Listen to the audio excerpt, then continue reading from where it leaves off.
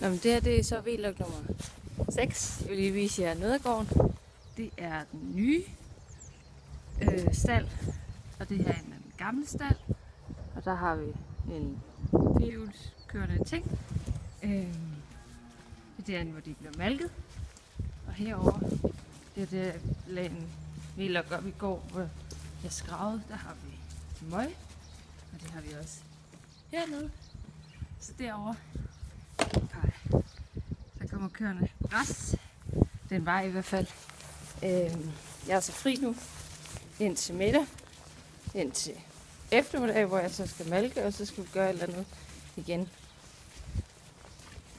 Derfor er jeg fri nu, fordi jeg kunne forstå på dem, det bliver en lille smule hårdt. Så det glæder jeg mig bare rigtig meget til. Jeg elsker hårdt arbejde. Der har vi så kørt lige på, de har noget ved deres kloge. Her, der har vi Fernando, vores fyr. Hej Fernando.